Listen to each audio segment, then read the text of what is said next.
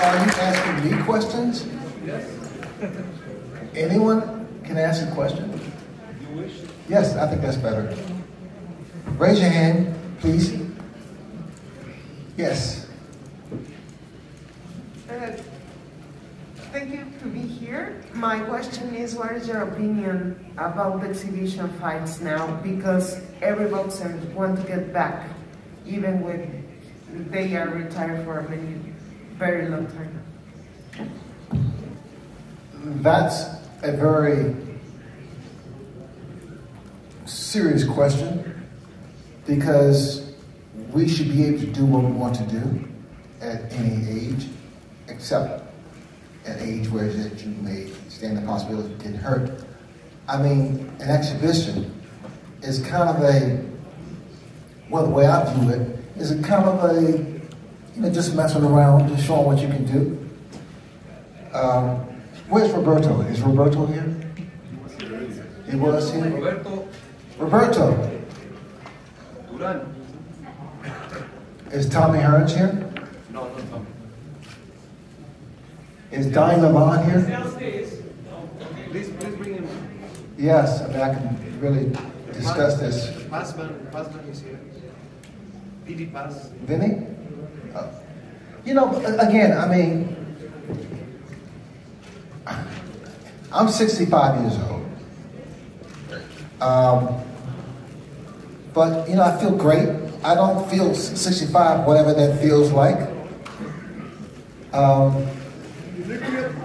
I'm sorry?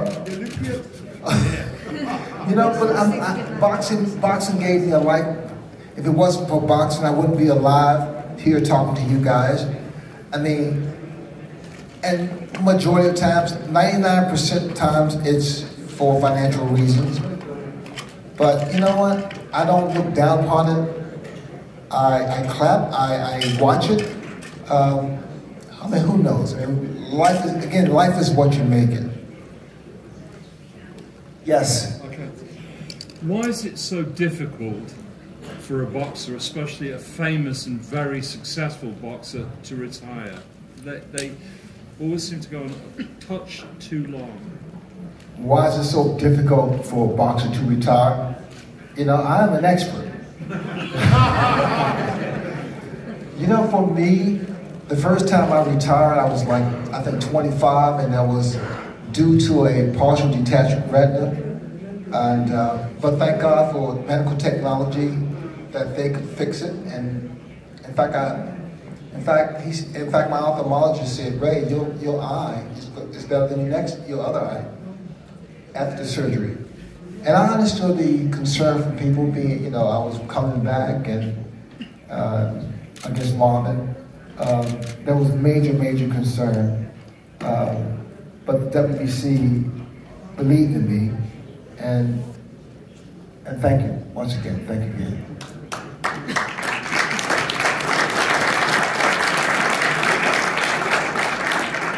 Yes.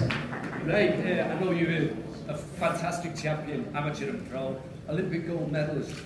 I'm a referee and judge, but I also coach children amateur boxing. What do you see the importance of having a great amateur career before you turn professional? Well, sorry. You want to repeat that? I'm sorry.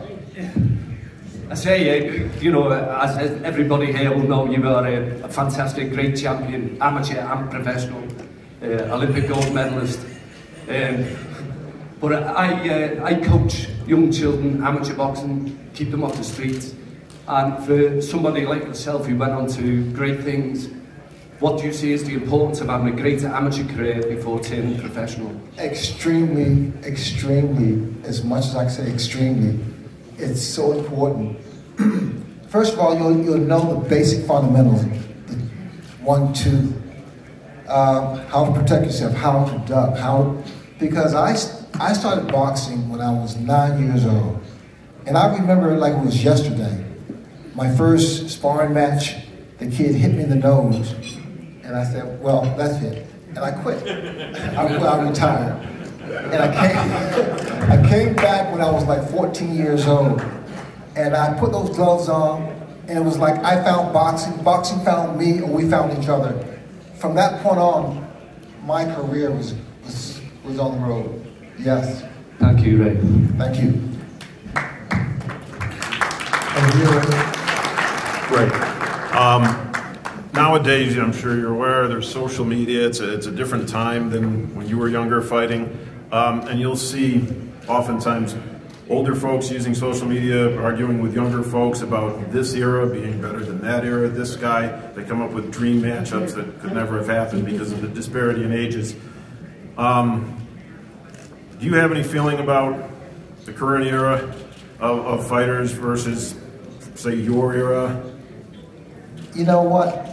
Do I have any problem or any say about, you know, these entertainer boxers or whatever you guys disclose them as?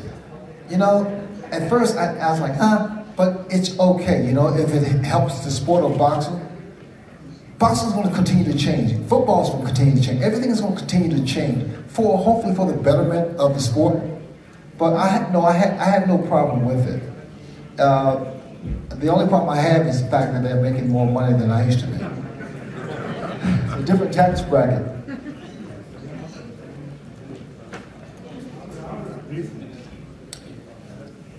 Sugar, sorry, over here. Where? On your right. How you doing right here, right here? Okay, I'm a fighter, man. My name is Sam. I own a gym called Marseille Boxing Club in France. We are a big fan of you in France. We're so happy to meet you. You from an era where you fought everybody. You fought everybody at their prime. You were not looking to keep an O, you were just looking to fight the best person, right? And nowadays, I feel like it's changing a bit for business reasons. Do you think it has a negative impact on boxing? And what could we do to stop this so people start to actually fight each other? You know, that's just a question that depends on who you ask. The fact of the matter is, when you call yourself the best, you just fight the best. I don't know. I really don't have a problem. I'm so open to that because, again, times have changed. The sport has changed. I mean, we will never. I mean, although they say who's the greatest fighter of all time, and naturally you say Muhammad Ali, and which is true, no question about that. Or I mean, there are so many great fighters that I never say he's the greatest. But with Ali, Ali's from a different world. He's from a different planet. He's just from a different place, and he provide what he did in and outside that ring allowed me to be who I am and talking to you guys. Mr. Leonard, over here. Yes. Just one question. Can I have the name and address of the 9-year-old kid that made you quit boxing? I don't think he's around anymore. No, it was, yeah. In fact, I don't know him. I don't know his name or anything. But I do remember that punch. It was right to the nose. You ever had that punch happen to you? You wanted me to try it? Many more times than it hit you, I can tell you. No. Champion, please here. This corner. Champion, what is your opinion of the Mexican boxing and the Mexican champion Saul Canelo Alvarez? I'm sorry?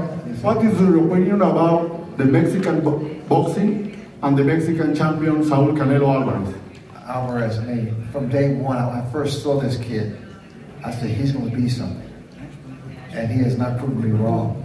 With Mexican fighters, I mean, I've always admired and respected all fighters, but Mexicans in particular. And, you know, I come from a very, my life, I was an introverted kid, quiet kid, I mean shy, extremely shy, but sociable, if that makes any sense. I'm sociable but shy. But when there's so many fighters out there today, and that when they ask me sometimes, I don't say it because I don't want to upset them because of where they are now, and they're pretty much not even in their prime, but they will be there. They'll get better and better and better as they fight better and better fighters. Sugar, nice to see you again. The question is, what means for you the green belt of WBC? What means in your life the World Boxing Council since Jose Sulaiman and right now with Mauricio? I made it. You know, what's happened, I can't say. What has happened, there are so many self-governing bodies. There's so many different belts. I mean, how many more can you have? And it kind of dilutes, from my perspective, my personal perspective, it dilutes. I mean, there's so many, there's 20 different titles. I mean, it's... Ray, we just finished the seminar for the officials. As a boxer, what did you like or not like about referees? What did you wish they would do or what they wouldn't do during your career? The referee, I never had a problem with a referee that I can recall. I was concerned about my opponent. So no, I had no problem with the referee in my time. But like, I know for sure that they should, in the concern of the guy who's knocked out or to stop it, because sometimes one minute can be too late, 1 minute can be too soon. Mr. Ray? Yes? I'd just like to know, how can a shy kid become a legend and someone that the world admires so deep? You know, my name is Ray Charles Leonard. My mother named me after Ray Charles, the legendary singer. I had no chance.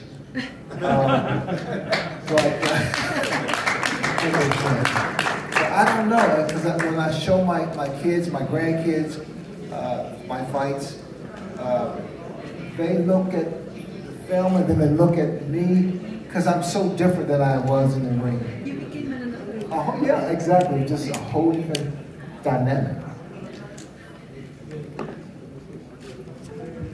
Yes, back there. Is there someone waving back there? Okay. First of all, thank you, Champ, to be with us and sharing with us all your experiences. Thank you very much for that. Thank you. The first question I want to ask you is, what do you mean? What do you miss to be out of boxing? Would be to be in the ring, trading punches, to hear the people roaring with you, or maybe the money. What is what you miss most to be retired from boxing? That there was a power, a reality, because again, when I retired the first time at 25, you know, people say, you know, Ray, you have fame, you have this, you have that, you have money, and this. It was, you know, at some point it wasn't about that. You know, it was about beating the best. And I didn't know how to handle it, because when I retired back in, Jesus Christ, 80, I think it was 82, I just got lost in the drugs and the alcohol. I'm 16 years sober.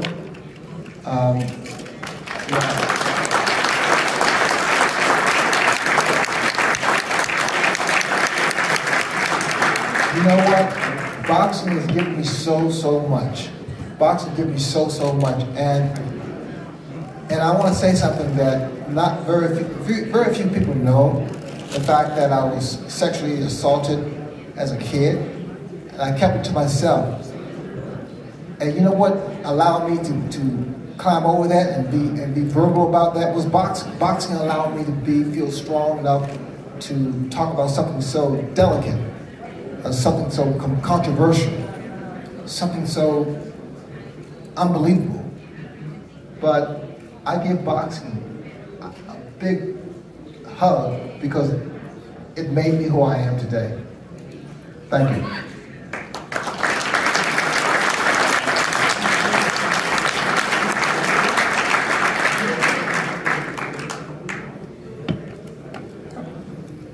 Yes. Who are your two greatest opponents that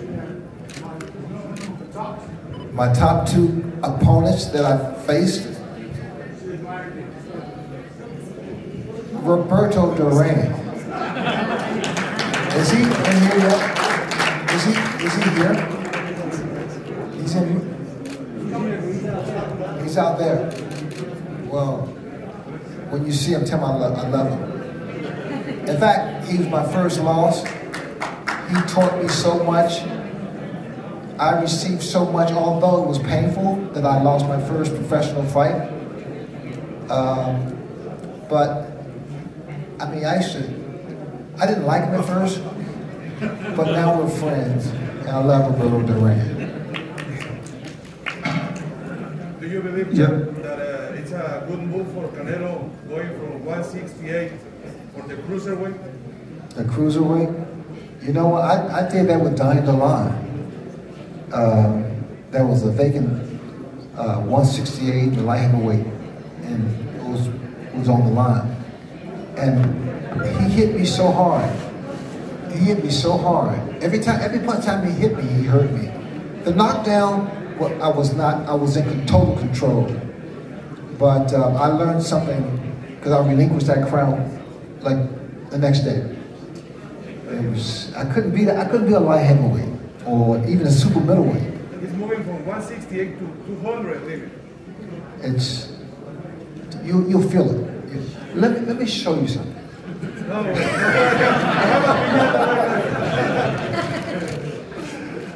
Yes. Ray, as you know, I've told you many times you were my greatest idol when I was growing up.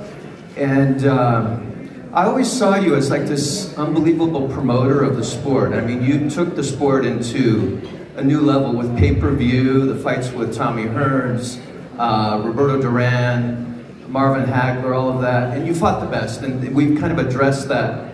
What do you think the sport of boxing needs to do now when there's so much competition out there from streaming platforms, from different ways that people can consume their media, social media? How does the sport really get out in front of football, basketball, baseball, and on a global level? Well, you know, also, I believe, from my perspective, that when boxing was on network television, those were great platforms. And there are so many more, ways to, let's say, promote a fight. You know what, again, and they say boxing is going down. I don't believe that, because I think that if it's compatible, the fighters,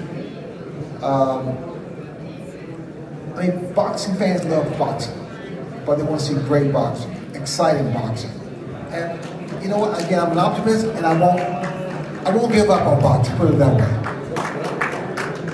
And this is the reason why boxing belongs to me.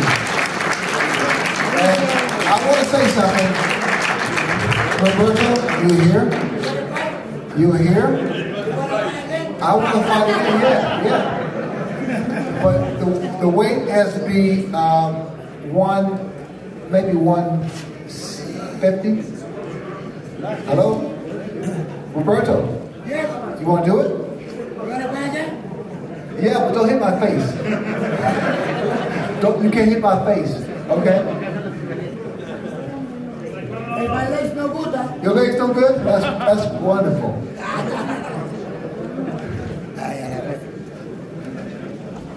Buenos días. Buenos días.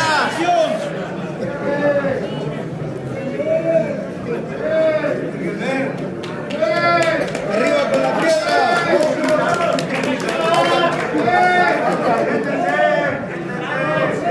Arriba con la piedra. A un lado, por favor. Los reporteros dejen ver, acá atrás. Por favor, les pedimos a los que están parados que se sienten, por favor. No nos tapen, por favor. Gracias, por favor. Sit down. Hey, no estoy tan fuego, ¿no? No estoy tan fuego. Los reporteros dejen ver. ¿Se pueden agachar un poco, por favor?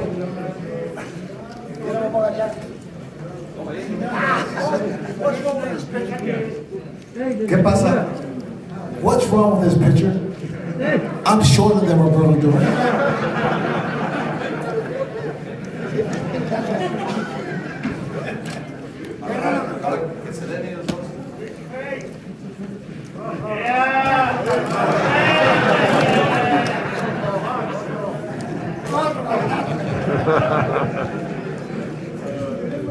En serio, está muerto la risa. Te voy a ti también, ¿Qué le quiere decir a Sugar?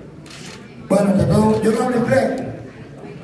A mí me dijeron que cuando llegaran a Estados Unidos, nada más tenía que aprender 2 palabras, que eran muy importantes. Y le dije yo, ¿cuál? Only woman y only money. Ya no quiero más inglés, ya lo aprendí. Plata y mujer para mí, rareza. I want to talk about the English, right? You pray in Spanish for the people, but mira que no se pendejo nada. I'm very happy. Duran is a good friend of mine, has a long time. When you go to Panama with the movie, yes, I want to fight with you, pero dile que no hay rencor de nada, que no hay rencor de nada. Y esa respect. Leonard is a good man, good father, y good boxer. Pero you got 6 kids, 5 kids. Mi lo gané porque yo tengo 9. ¿Le gané? Él tiene 4 hijos. No, yo tengo 3, usted gané.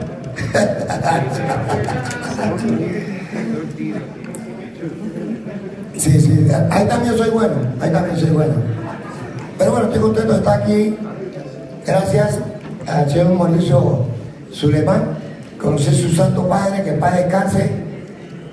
Y me acuerdo cuando Mauricio estaba chiquito, el papá lo llevaba a casa a todas las peleas, y ahí fue desarrollando la inteligencia que tiene hoy en día de la comisión de hoy de boxeo, o sea, del Consejo Mundial de Boxeo, y estamos muy contentos.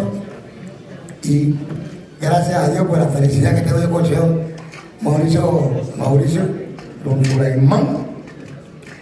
Y estoy contento con Sugar Ray, porque Sugar Ray siempre que hace contratos dentro de los Estados Unidos, que él vive allá, porque él hace muchas horas de beneficencia para los niños que están enfermos, para la gente que no tiene con qué comer. Y él siempre me llama y me dice: Duran, quiero que venga aquí a Estados Unidos, donde yo vivo, y quiero que me ayuden esto. Y yo me manda mi pasaje en avión. Yo voy casi a los hospitales, hospital por el kit, se jaló todo pide que me entiende el huevo este. Entonces, vamos para todos lados, me lleva para todos lados a ver gente enferma, gente con cáncer, y son gente que, cosas que yo le agradezco a Sugar Ray Leonard. Ya le dije, lo que pasó, pero estamos viviendo en vida nueva, ¿entiendes? Ya él no es boxeador, yo soy boxeador. Él es un hombre de negocio, yo no soy hombre de negocio. Yo soy jodedor, que no es lo mismo. Pero estoy contento con Sugar Ray Leonard. También quiero darle las gracias al señor Suleiman, que cada vez que hace una convención siempre se acuerda de todos los boxeadores, no de uno, de todos nosotros. ¿Por qué? Porque nosotros pensamos pues que ya estamos olvidados y que la gente no se acuerda de uno, y estamos bastante equivocados. ¿Por qué? Porque cuando nosotros éramos boxeadores, mucha gente iba a vernos pelear, pagaban un dinero por vernos pelear nosotros. Pero como nosotros somos así, terminamos de pelear, no quiero que nadie nos salude, nos sentimos un poco creídos. ¿Por qué? Pero esos son errores mentales de uno que tiene en la mente. ¿Y dónde viene lo bueno? Ahora, cuando uno pasa todo lo que ha pasado, es cuando uno más tiene que querer al público, respetar al público y tomarse fotos con el público. Porque nosotros nos debemos a ustedes, no ustedes a nosotros. Porque ustedes nos pagaron, ustedes pagaron por ir a vernos a nosotros. Y nosotros estamos muy contentos, por lo menos de mi parte, tanto igual que Sugar Ray Leonard. Y quiero darle las gracias y pedir disculpas también a todos ustedes si nos portamos mal dentro de la carrera de boxeo de nosotros. Pedí perdón, pedí excusa, eso es bueno, porque Dios te ama y Dios te quiere. Vamos. Ya llorando ya. Solamente quiero decirle a todos ustedes muchas gracias, gracias a don Mauricio por la convención que está haciendo del Consejo Mundial de Boxeo, la WBC, y a todos ustedes que Dios me los bendiga y que viva México. Gracias. Dile que no vino a saludar. ¡Ey! Me tengo miedo. ¿You wanna fight again? Ya conoce gente, ¿no? Vini paciencia, papá. El único hombre que no tiene paciencia para nada. Yo me estoy en España, en Italia, y están en Spanish very good, right? ¿No? Ya, pero si los italianos hablan español. Dale, sí, perdón. En este momento vamos a proceder a un momento especial que hemos planeado. El día de hoy vamos a rendir un homenaje a uno de los grandes boxeadores de la historia.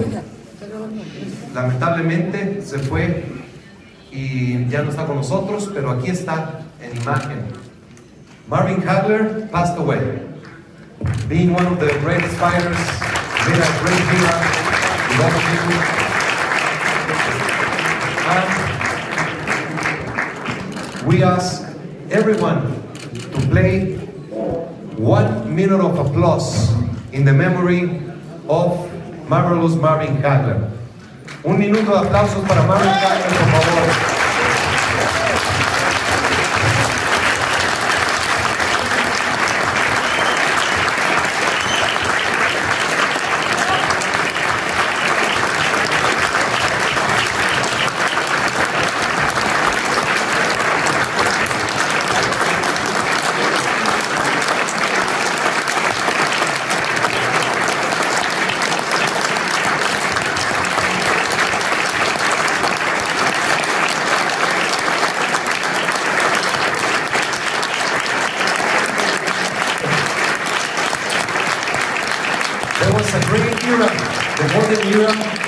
They were called the Four Kings.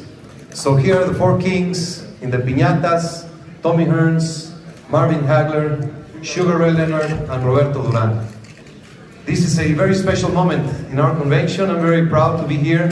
Now I would like to ask the future champions to come to the stage and join for the official picture.